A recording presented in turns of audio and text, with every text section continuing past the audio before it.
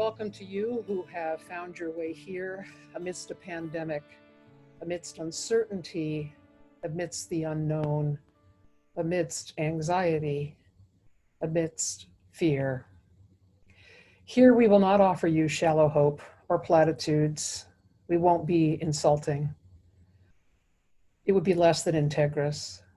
What we will offer, though, and what we can offer is a place where you can, for some brief period of time, lay down the weight of the pandemic, uncertainty, the unknown, anxiety, fear. Here, all of that will be held in the chalice of our community. What we offer you are words, music, quiet, prayer, aware that none of them is a fix. All of them can be a balm. Here we will send you forth again to pick up the weight of the world, but to carry it more lightly. Welcome. We are glad that you found your way here. It is so good to be together this morning. A special thank you to Kat Johnson, who is taking songs and providing beautiful video behind them, sprucing up our graphics, and gratitude to her, gratitude Suzanne yet again for the amazing music.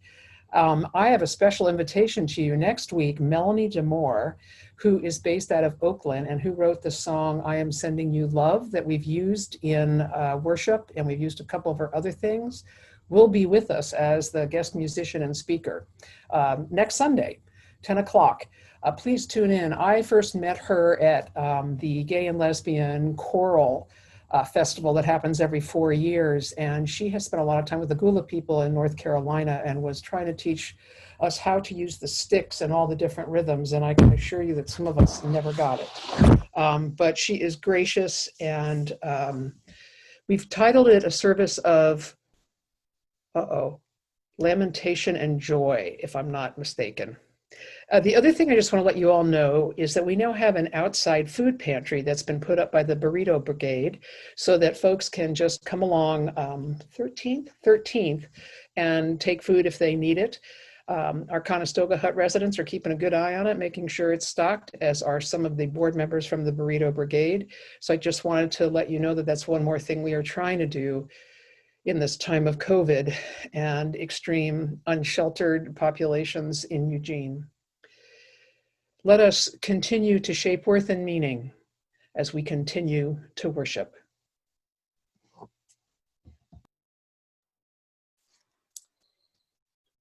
If you will now, it's time for our chalice lighting, and either you have your chalice and candle or the chalice you always carry with you. We light this chalice with a small flame that carries within it the light of stars, comets, meteors, planets, orbs, sun and moon. A light that is never extinguished, but rises anew every moment of the world's turning. Let the light of the universe inhabit this small flame, that our way, our days, our lives may be lit.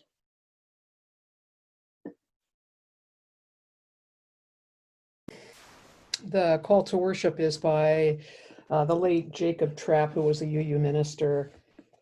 He writes, "To worship is to stand in awe under a heaven of stars, before a flower, a leaf in sunlight, or a grain of sand. To worship is to be silent, receptive, before a tree astir with the wind, or the passing shadow of a cloud.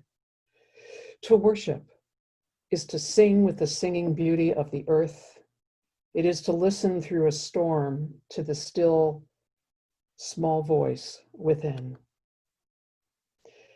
Worship is the mystery within us reaching out to the mystery beyond.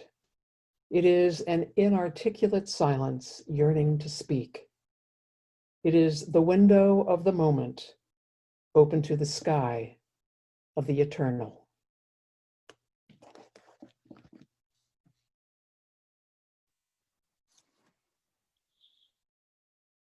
Invocation by Mary de la Valette. I do not have to go to sacred places in far-off lands. The ground I stand on is holy. Here in this little garden I tend, my pilgrimage ends. The wild honeybees, the hummingbird moths, the flickering fireflies at dusk are a microcosm of the universe. Each seed that grows, each spade full of soil is full of miracles. And I toil and sweat and watch and wonder and am full of love, living in this place, for truth and beauty dwell here. So I already sent the video for the story to the Spirit Jam folks, and I'm going to take you through the same thing that I shared with them, which is a focus on altars or altar building. And some people think that altars have to be fancy schmancy, that they have to have something like a relic from a saint of any tradition from bazillion years ago, or that they have to be permanent in one place. And I like to think of them as something that is constantly in motion or open to that which is new, that can be taken apart, reconfigured, folded up, rolled up, taken away, created anywhere at any time. And it doesn't have to be complex. And so I want to show you what I showed the kids, just because I wanted to give people an example of what you can use to create an altar in your own home. So you're going to have to pardon the bad visuals here, but you can see that it's a simple piece of cloth that I've laid down. But I love all the colors, and it kind of reminds me of a spiral, which is a sacred symbol to me. I'm trying to get you where you get this better. The clay heart is something that a dear friend gave me, and I put it on there to remind me of the love of all of my friends. I'm going to hold these things up to you because otherwise it's just silly. This is a great horned owl feather that a friend of mine gave me in Montana. Owls, I know Harry Potter seems to have the, what do you call it, the market on the meaning of owls as messengers, but in the Native American traditions in this area, owls were harbingers. If you saw an owl, there's that book called I Heard the Owl Call My Name. It's the harbinger of death. And all this is to say is that I have had probably 5 experiences now with owls or owl feathers followed by death. So and it's not a scary thing, and it's not a bad thing. It's an amazing thing. So I keep this feather here. This shell is probably from my, my growing up years, very young, not even elementary aged. My family used to go to a place called Plum Island, which is not an island at all, but a peninsula. And in the distance, we always used to see something, and people say, oh, those are the Isles of Shoal. And I was like, yeah. Well, come to find out that we have a retreat center there. Unitarian Universalists do. It's called Star Island, and also the United Church of Christ. They share it together. So I didn't even know what I was seeing, and I hope someday to be maybe a chaplain in residence for a week. This is a shell of the snails that we used to find. When I went back there, I can't remember when, I didn't find any more of these shells. So this is a sacred object for me. Candle flame, boy, it's been in religious traditions since day one. Some people say that the flame, the smoke, carries the prayers up to the powers that be, whatever those powers that be are. I just think there's something magical about light. I light the candle for myself. I light it for people who might be struggling. I light it to focus in and remember what I'm doing. I found this stone on the Pribilof Islands, which are about 350 miles off the coast of Anchorage, Alaska. And it came, I didn't do anything to it, I promised you, but it came with this hollowed out little space. And so in it, I keep Lori's and my wedding rings. And this is the first set of prayer beads that I ever made. And you can see that it has the symbol of the spiral in it. Some people say you have to build prayer beads a certain way, and you have to finger them in such a way, and you have to say such things. You know what? Do what works for you. If you carry it around in your pocket and finger them all the time to help you not be so nervous, all power to you. If you say a prayer, all power to you. If you want nothing to do with it, find something else that works for you. So that's kind of like the basic what goes into an altar. You don't need much, you know. It's probably all in your home right now. And I'm going to talk more in the sermon about why we have altars, so I'm not going to say anything else at the moment, except to invite you into singing For the Beauty of the Earth, verses 1 through 3.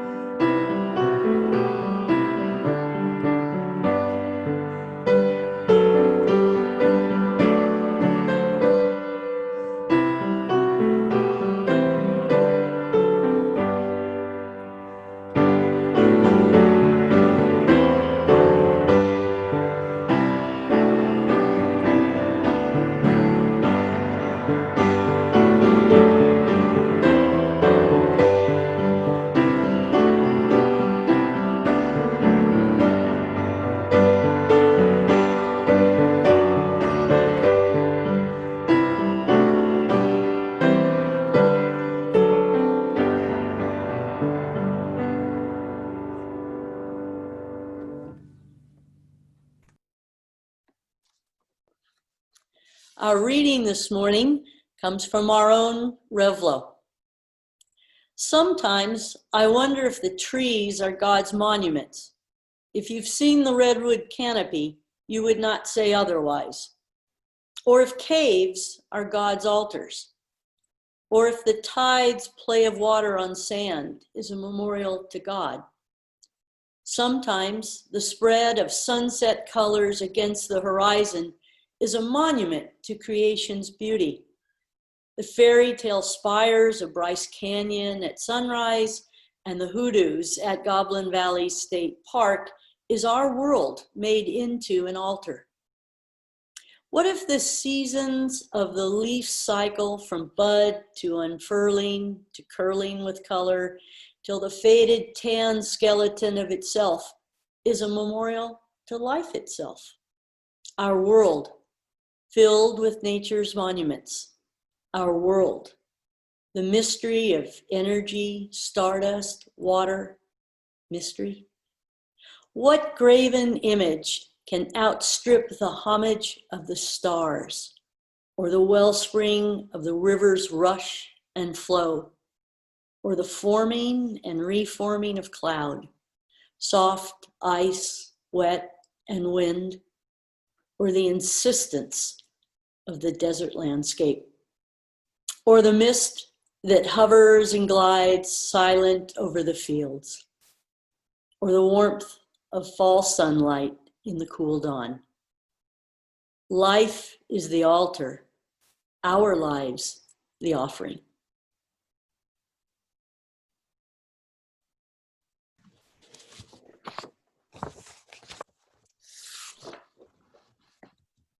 Ralph Waldo Emerson wrote that the religious impulse it's primary and it's universal. And I admit that I don't know exactly what he meant by the religious impulse.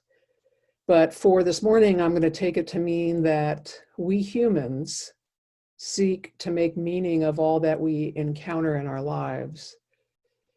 In addition, we are at times so moved by what we encounter or experience that our response is one of gratitude, of humility and reverence. So much so that we wish to, quote, mark the spot in an effort to remember. The biblical character Jacob, who I so love to pick on simply because he's so nakedly human inadvertently holding up the mirror for the rest of us, had the experience of encountering God in a dream as he slept in the desert at a very, very dismal point in his life. And when he awoke, he made an altar of stones, saying, "For surely God is in this place." The creation of the altar was a way to mark the spot, to remember what had happened. Altars and monuments are, as Carolyn Randall Williams wrote in her opinion piece in the New York Times, a standing memory, an artifact to make tangible the truth of the past. Her piece is entitled, "You Want a Confederate Monument? My Body is a Confederate Monument." Her particular body is the product of ancestry rape by Confederates, enslavement, and decades of systemic oppression. "I am proof," she writes, "that whatever else the South might have been, or might believe itself to be, it was and is a space whose prosperity and whose sense of romance and nostalgia were built upon the grievous exploitation of Black life." And that is the truth behind those Confederate monuments. The Common Read group discussed this article several weeks ago, asking ourselves what the purpose and place of monuments are in our societies. And the context was the removal of so many of the monuments that commemorate and honor a past that may no longer serve the present. For monuments and memorials serve to reflect and to form and maintain collective memory. And they also reflect collective values. In his article, Memorials and Monuments, Professor of History Seth Brueggemann wrote, "There is also the notion that memory can reside in objects and places, and that attending to these is one way that nations sustain our loyalties." The idea of a thing commemorating or actually physically holding memory can be traced back to the 9th century in the church. And it really, what happened was, in an effort to lure converts, not convicts, converts to Christianity, relics of saints were offered to, quote, "connect worshipers to the divine, literally through touch or by mere proximity." And many ancient altars were supposed to contain or have on them these relics, so that proximity, just even to the altar, would provide that commune with the divine, or that is which beyond our understanding. Now, the founders of our nation were very familiar with this tradition, and they sought to break not just their historical ties and memories with Britain, but also with the monarchy and the confines of the church. They weren't having it about statues or busts.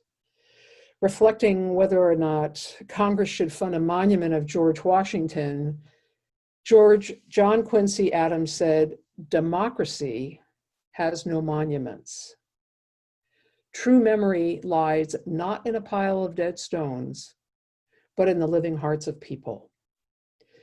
But after the deaths of Washington and later Jefferson, and then starting in the 1820s, really, the US saw a wave of commemoration that often resulted in monuments or public monuments, and we've never looked back. We have a thing about remembering, about creating memorials.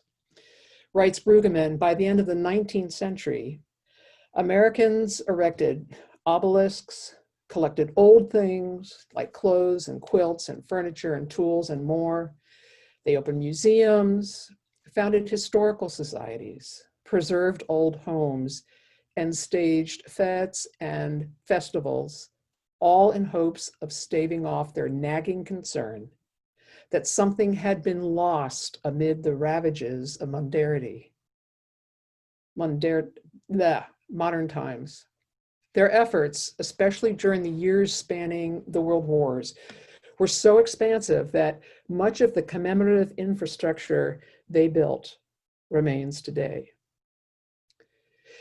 In some cases, monuments remind a people or a culture of who they are. They may also serve not just as collective memory, but as a warning. And so think of the series based on Margaret Atwood's book, The Handmaid's Tale. In what's supposed to be a futuristic society that has been taken over by religious fanatics, and I say supposed to be futuristic because it feels eerily prescient when I watch it, roles are strictly defined along gender lines. And those who transgress them in any way are publicly hung and then left hanging on the wall for everyone to see every day. There's no way to avoid it. Some would argue that the rotting, swaying bodies are by definition not a monument or memorial. But when human beings are lynched, whether by rope or guns, and left to rot in the streets after they've been killed or hung as a form of social control, their very bodies feel, as does the body of Carol Randall Williams, like a monument. There's the argument that the Confederate monuments and those of others who have been discovered to have those proverbial feet of clay should not be just taken down but destroyed. And yet creating that invisibility poses another danger, that we erase or make invisible our history, warts and all, that we're going to forget and therefore be doomed to repeat. Should one destroy Auschwitz-Birkenau, or should it be preserved as a reminder of never again? Even the worst of human behavior needs to be acknowledged, it needs to be remembered, and its victims somehow represented. Many of the modern monuments that are now under consideration for removal were built from 1820 into the 1950s, when freedom was something that Blacks in this country were either granted after the war or demanding during the Civil Rights era. The Civil War created, quote, a cult of the veteran, excuse me here, and new modes and technologies for remembering the war dead. So today, though, buildings and highways are often named for persons. That's replaced those grand public monuments of the past. But we have been, as a nation, caught up in, quote, memory mania. And it really wasn't until Maya Lin in 1982 sort of unveiled the Vietnam Memorial, because it inspired a less literal interpretation of how we want to memorialize. And her piece would change the way memorials are constructed, conceived of, and created. Today, you see impromptu memorials springing up everywhere there is a mass shooting or a loss of a life.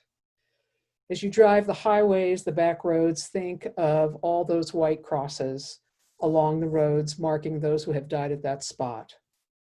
And do you remember the images after 9/11? The flowers, the candles, the stuffed animals, the pictures, the photos, the drawings, the notes. They all lined the fences that were put up around those ruined towers. An impromptu memorial. This has become a common response, a common way of marking or collectively remembering an event or persons. And those memorials look to me like altars.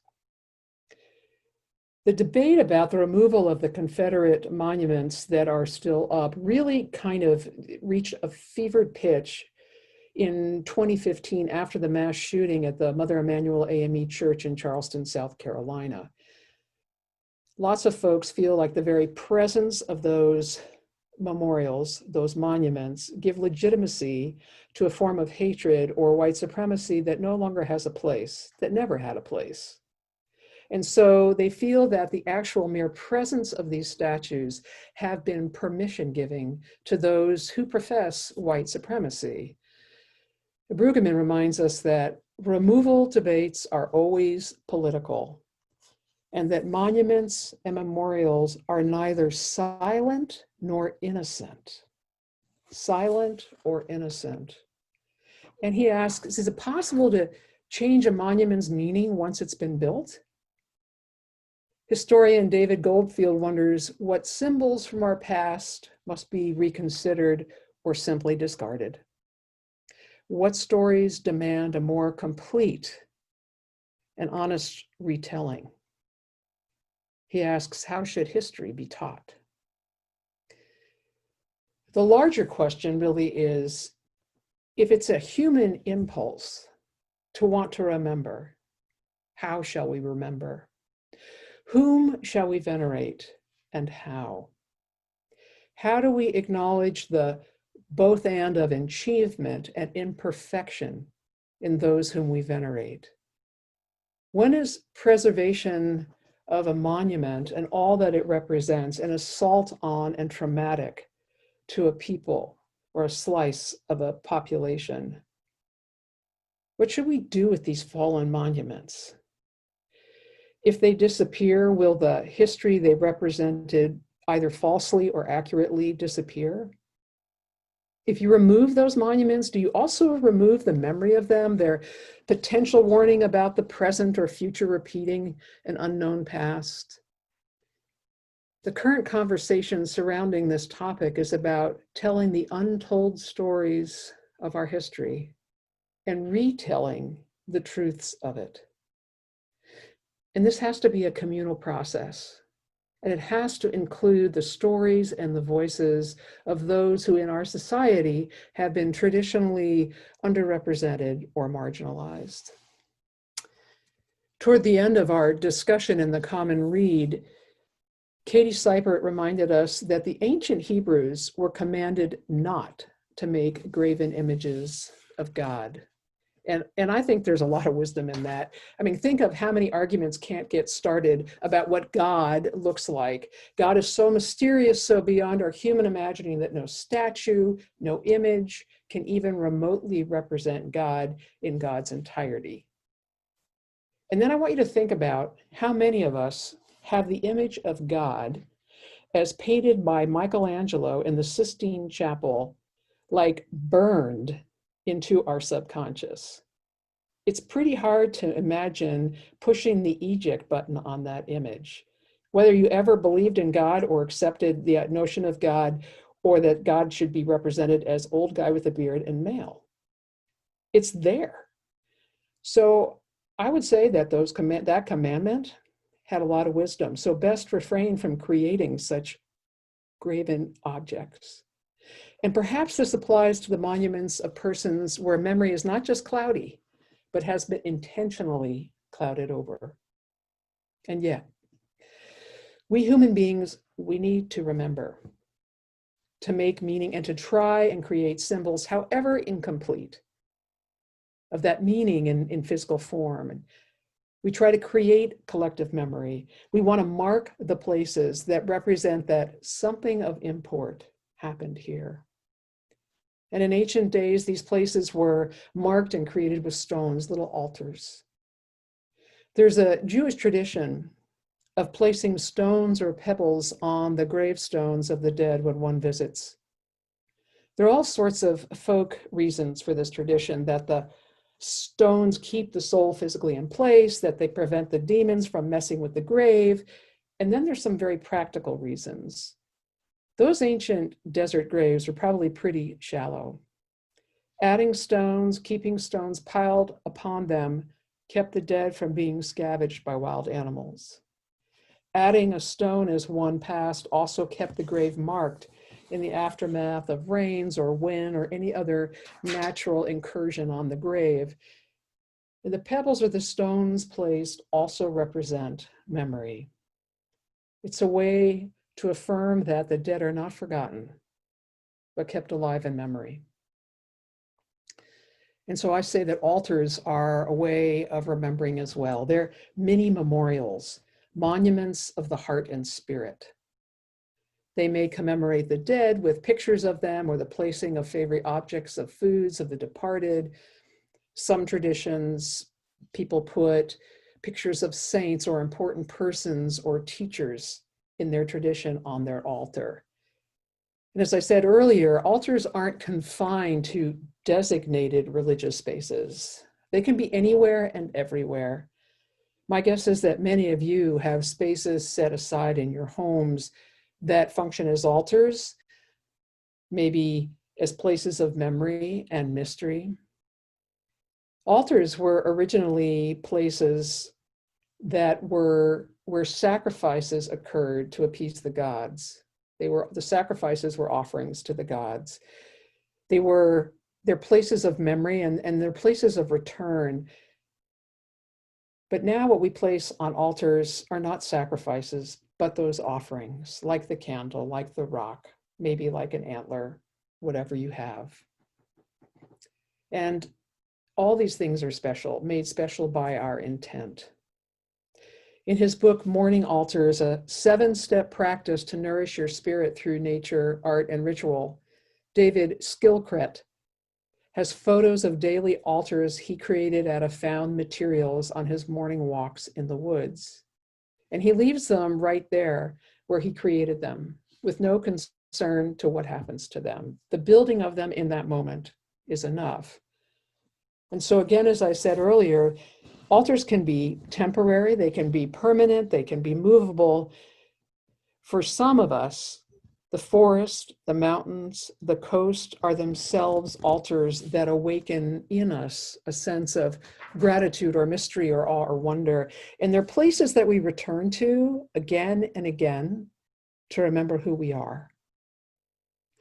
Some of us take things from these living altars rather than placing things upon them. Feathers, stones, leaves, branches, shells, needles like pine needles, seaweed, driftwood, all kinds of treasures. And we take them to remember, to be reminded of a time, an experience, a sense of something happened here. Here is a treasure I take with me to remember. I spent some time in Montana these past weeks at a cell phone range, beneath that big sky, on the edge of a lake camping with friends. On several early mornings, we silently kayaked before the campground awoke. Along the shore, the herons gathered. The merganser ducks and Canada geese were engaged in their early morning fluffing and ruffling of feathers. And there was a small caucus of crows that cawed on a dead tree limb. The osprey fished. Kingfishers flitted hither and yon, and the deer emerged through the willows and grazed openly. We let ourselves float before this living altar, filled with part wonder, part gratitude, all of it becoming a body memory very much etched into the fabric of our beings.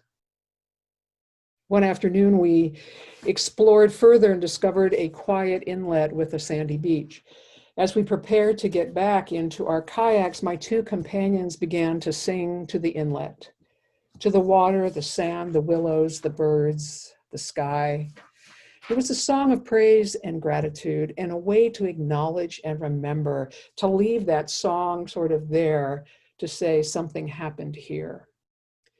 And when we were back in Bozeman, I said, would you please sing this for me so that I can share it with all of you here today? And my hope is that it inspires you wherever you offer a song or in some way mark an encounter or an experience that you want to remember. May your altars, your memorials, your places of remembering be places that remind you of who you are.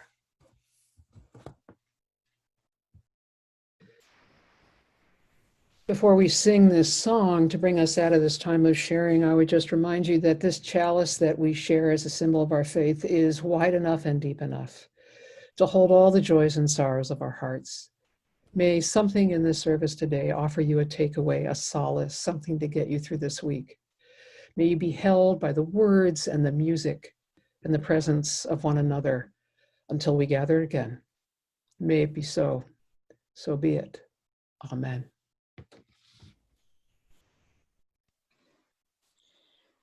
This morning, let us all remember that while we may not meet together in our sanctuary, we remain a community dedicated to one another and to the transformation of our world. Our offering sustains this community and its work. This offering will now be gratefully received.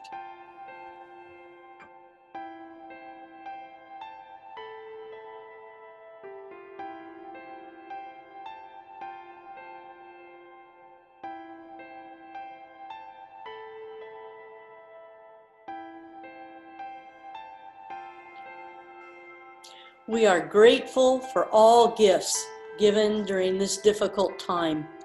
May they strengthen and sustain our community and its works. Each of your lives is sacred.